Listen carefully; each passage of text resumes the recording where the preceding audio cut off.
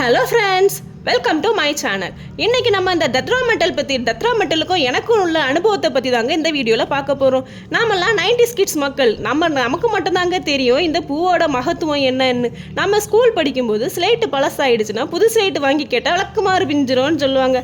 அதுக்காகவே நாம் இந்த இலையை பறித்து அரைச்சி ஸ்லேட்டில் தைச்சி புது ஸ்லேட் ஆக்கிட்டோன்னு கெத்து காட்டுவோம் வீட்டில் அம்மா அப்பா கிட்ட. அது மட்டுமா ஸ்கூல் பக்கம் போனால் பிளாக் போர்டு ஒன்றுமே எழுதாது. அதனாலையும் மறுபடி இலையை பறித்து தேய்ச்சி எடுத்து பிளாக் போர்டில் தேய்ச்சி வைக்கிறதே நமக்கு வாரத்தில் ஒரு நாள் இதுவே ஒரு பெரிய வேலையாக போயிட்டு இருந்து. ஆனால் இப்போ உள்ள பிள்ளைங்களை பாருங்கள், ஸ்மார்ட் போர்டுங்கிறாங்க, டிஜிட்டல் கிளாஸுங்கிறாங்க, என்னத்தை பண்ணனே தெரியலை. +2 படிக்கும்போது நமக்கு பாட்னியில் சொலானெசி ஃபேமிலி வரும்.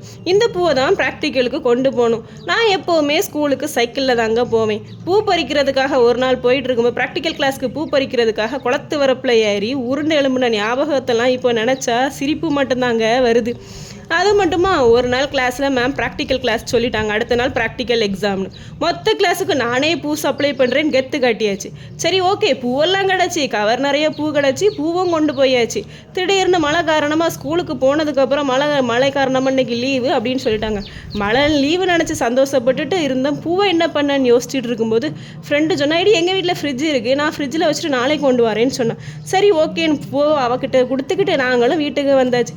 அடுத்த நாள் செடியில் ஃப்ரெஷ்ஷாக பூ இருந்து நாம தான் பூவுக்கு ஃப்ரிட்ஜில் சேஃப்டியாக வச்சுருக்கோமே, நமக்கு எதுக்கு பறிக்கணுன்ட்டு ஒரு திமிரில் வந்தாச்சு. இங்கே வந்து பார்த்தா வெறும் கவரில் பூவை ஃப்ரிட்ஜில் வச்சு அந்த பூவெல்லாம் வாடி ஒன்றும் இல்லாமல் போயிடுச்சிங்க. கடைசி என்ன பண்ணுறது, மொத்த கிளாஸும் மேம் கிட்ட திட்டு வாங்கி அப்படியே ஸ்டாண்டிங்கில் அந்த ஹவர் ஃபுல்லாகவே நின்றுட்டு இருந்தோம்.